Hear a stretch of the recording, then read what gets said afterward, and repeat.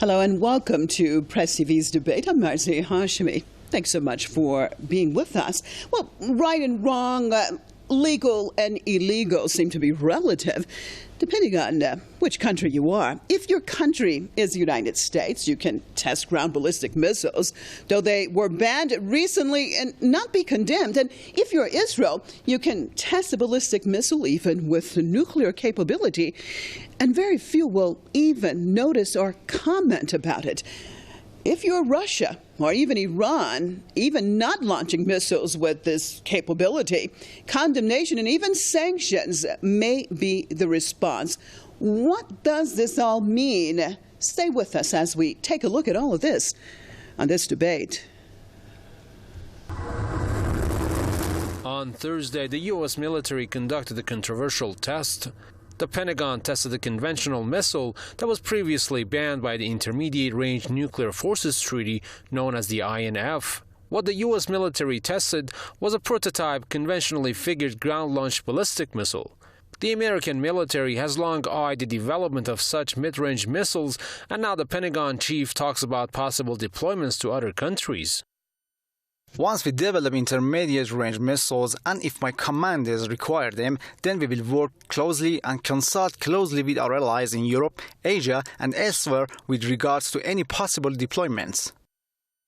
It was Washington's second test of a ballistic missile since it abandoned the INF treaty. The Pentagon conducted the first test in mid-August. It was a land-based cruise missile that would also have been prohibited. The 1987 INF treaty banned land-based ballistic missiles, cruise missiles, and missile launchers with a range of 500 to 1,000 kilometers. Washington withdrew from the treaty on August 2, 2019, after accusing Russia of violating it, a claim Moscow denies. Ironically, the test happened just 2 days after Russian Foreign Minister Sergei Lavrov visited Washington for talks with President Donald Trump. Lavrov announced a unilateral moratorium on deploying prohibited missiles, provided that the U.S. does not deploy their own systems. During his visit, Lavrov criticized the U.S. decision to leave the INF treaty and urged Washington to renew the New START treaty. Moscow says what Washington did proved that the U.S. had long aimed to destroy the treaty. China has also said that Washington abandoned the treaty to seek unilateral military advantage. The U.S. withdrawal from the treaty is a premeditated act with the real purpose of freeing itself from restrictions in its pursuit of unilateral military superiority. Iran has also condemned the ballistic missile test and said that the U.S. withdrawal from the landmark INF treaty would create instability. Many analysts warned that in addition to instability, such controversial tests could spark a new arms race, a race that can lead to a nuclear war. I'd like to welcome my guest to the program, Senior Editor of Veterans Today, Gordon Duff, out of Grand Rapids, Michigan, and political commentator and nuclear arms expert, Lajos Szaszdi, out of San Juan. Thank you both for being with us. Well, let's start this off in San Juan. Iran, Russia, and China have condemned the U.S.'s ballistic missile test and have expressed concern. Do you think that they are justified in their security concerns? Well, yes, and I would also agree with their point of view, their opinion, that 9 months, I believe, after the United States decided to abandon the INF treaty, if I'm not mistaken, 9 months after, then you have this test of what I believe the Russian press has described as a medium-range ballistic missile, although in the U.S. defense press, they were talking back in March from Pentagon sources that they plan to test an intermediate-range ballistic missile. That will be, and I believe they declared that between 3,000 and 4,000 kilometer range, and that they were going to test that prototype, that ballistic missile, in November. Well, they did test something on December 12th. So may that be that missile? That means that probably, indeed, not probably, I would say, the Pentagon decided to move forward with the development of land-based this land-based ballistic missile in violation of the INF Treaty when the United States was still in the INF Treaty. And we shall not forget, if I may add, the test of a ground-launched cruise missile that was based on the Tomahawk missile, a cruise missile tested in August. It was tested from, I believe, Mark 41 land-based launcher. That's a naval type of launcher, but this was a land-based version. So that's also another problem indeed.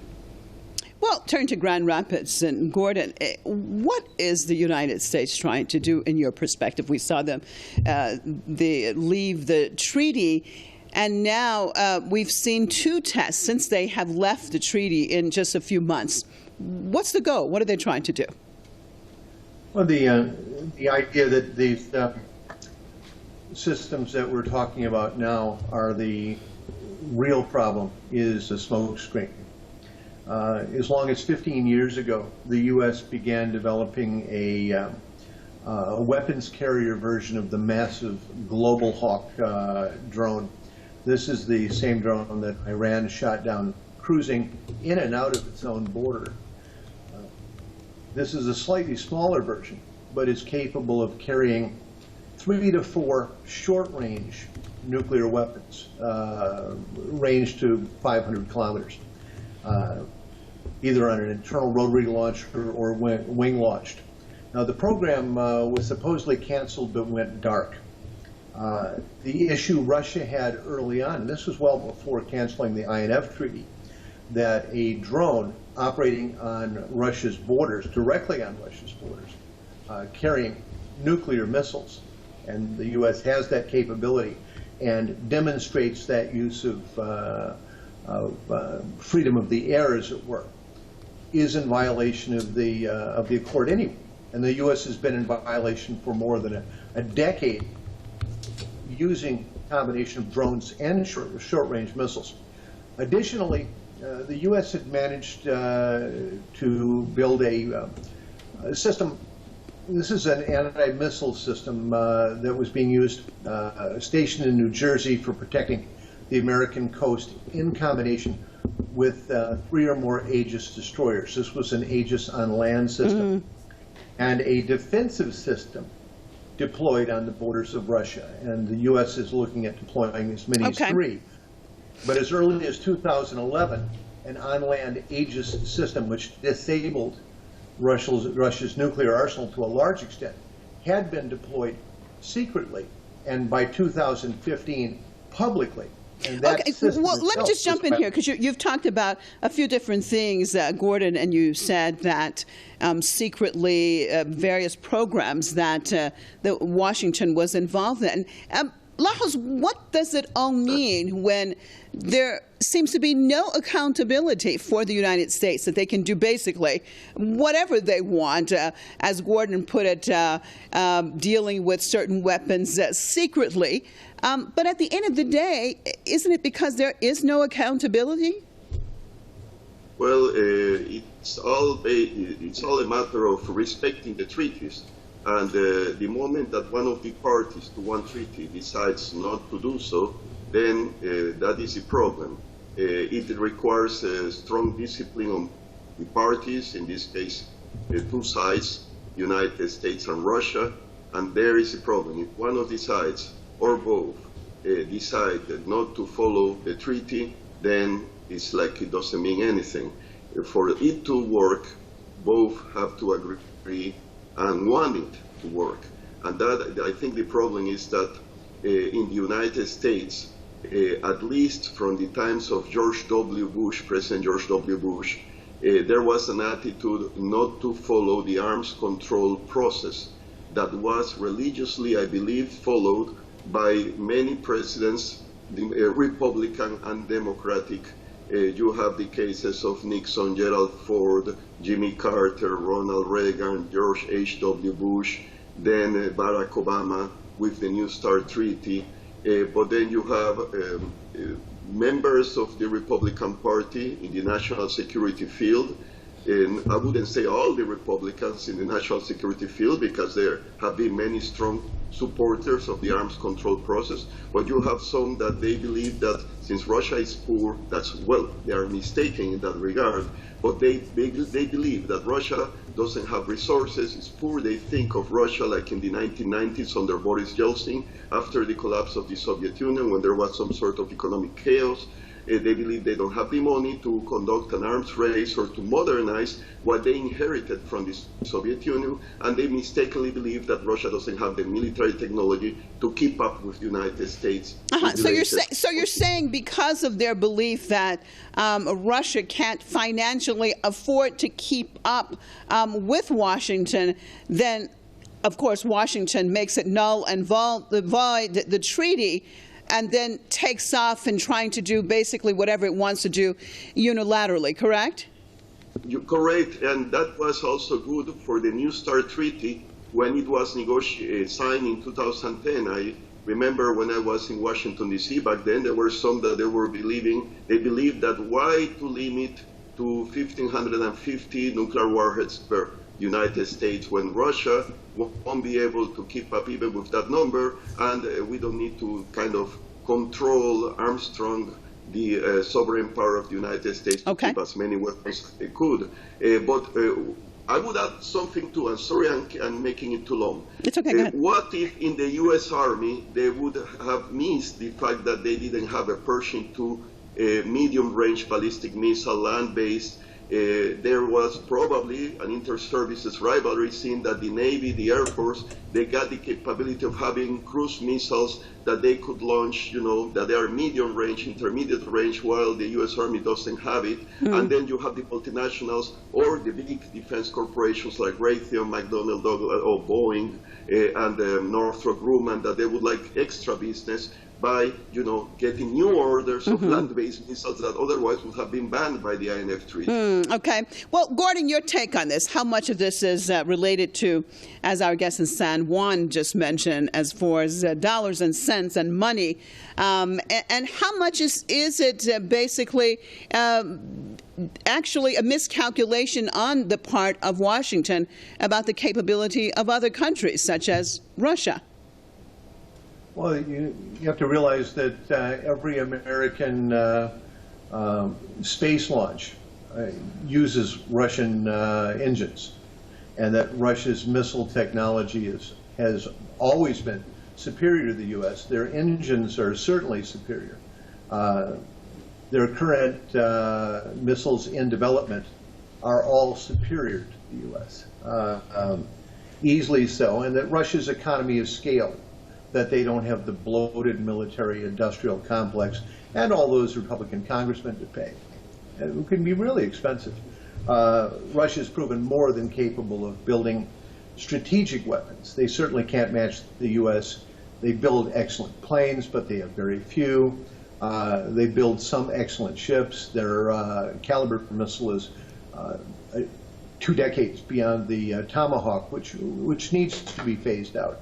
And then all of this is going to be heading toward hypersonic weapons anyway, which will invariably be air-launched, which makes the whole idea of these treaties moot anyway. The land-based systems are extremely vulnerable. The radars can all be jammed and knocked out. The missiles themselves, it's for show. Everything's going to be air-based at some point anyway. Stealth technology, hypersonic, we're all moving that direction. And these systems here are interim, and as was very properly mentioned, these are largely the result, all of this, of lobbying on behalf of Raytheon and other corporations to bleed Washington's $734 billion budget dry with technologies that don't have a life of more than a few months. And then, of course, the secondary issue is one of deployment when we start moving missiles to Latvia and Estonia and to Bulgaria. The U.S. is going to be staring at missiles again in Cuba and in Venezuela.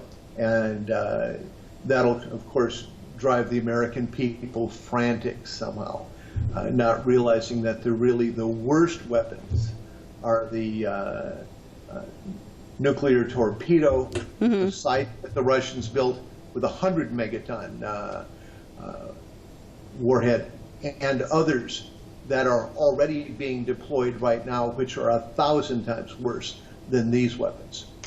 Well, I mean, listening to both of you, it just seems that we are rushing towards some type of military, if not nuclear, disaster. Lajos, your take on all this. I mean, on the one hand, we see Washington continually condemning others for the same things that it does, if not worse. We see even right now North Korea being condemned, but then Washington being able to do whatever it wants. We see Israel, which has also launched a ballistic missile, probably which has nuclear capability. And no one, or basically no one, has said anything. So where is this all heading in your perspective? Well, there is a danger if, of course, the U.S. deploys the new generation of land-based ballistic missiles and cruise missiles between short range, medium range, intermediate range, that wouldn't be just Russia, the ones that would be engaged in an arms race if, as the Russians have threatened, the U.S. deploys the new missiles in Europe, in NATO, directed at Russia. There is always a danger that if the new missiles are deployed for instance, in the Pacific region, let's say South Korea, Japan, they are talking about Guam deploying, I believe, the planned intermediate range ballistic missiles that will be 3,000 to 4,000 kilometer range. They will be aimed at China. That, of course, the Chinese and the North Koreans that already have that kind of missiles, those kind of missiles that were banned by the INF treaty, they are going to build more. And there is going to be an increase in probably in the number of nuclear warheads, because it's not just the number of missiles.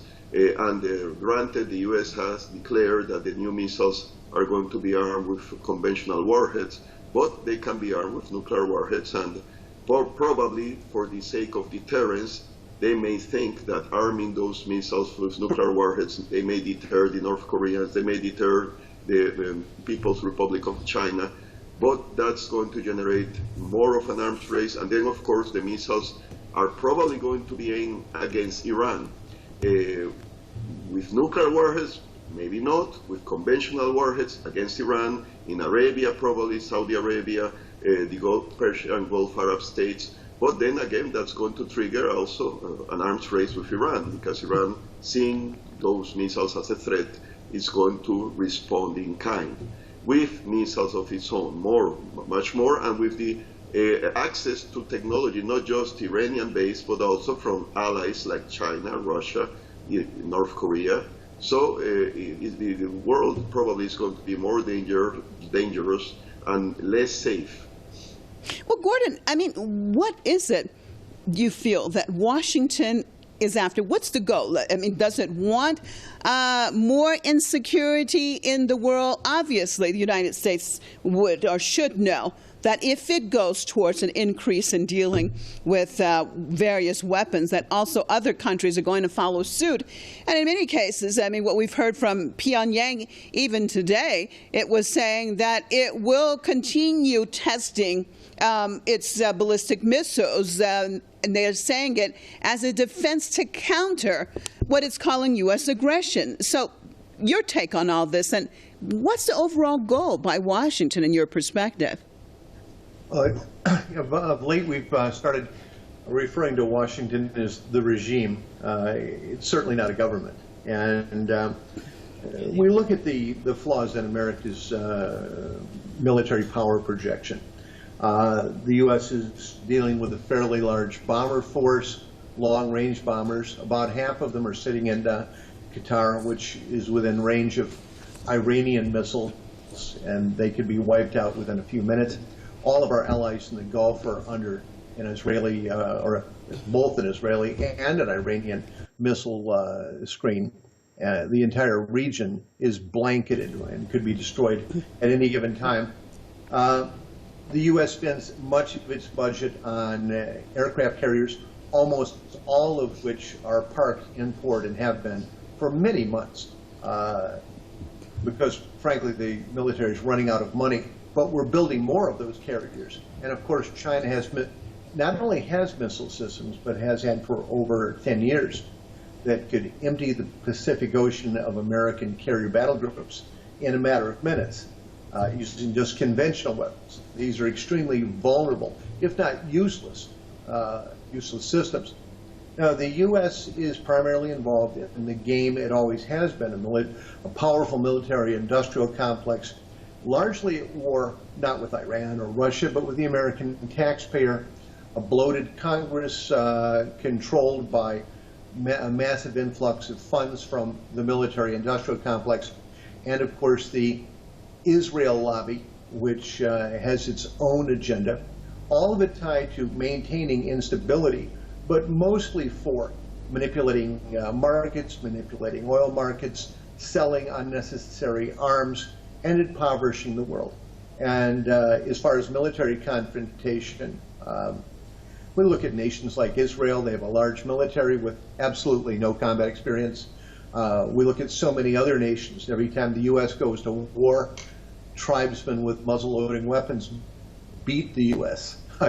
I've seen it personally. We lose war after we have 50 years we've been losing wars. So the U.S. military winning anything or any conflict. You know what, Gordon, what you've just described, sorry to interrupt you, but what you've just described, it sounds as if even the United States is on a suicide mission, because as I said, obviously with what it's doing, others are going to respond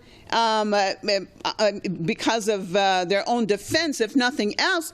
So at the end of the day, it creates more insecurity and more likely that we could go towards a nuclear war. Isn't it self-destructive and actually destructive for the whole world?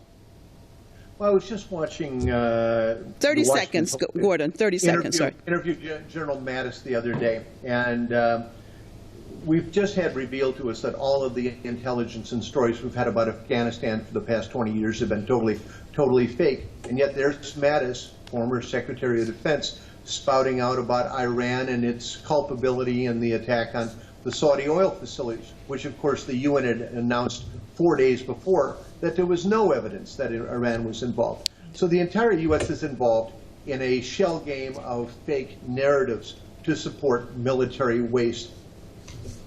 All right, and on that note, brings us to the end of this debate.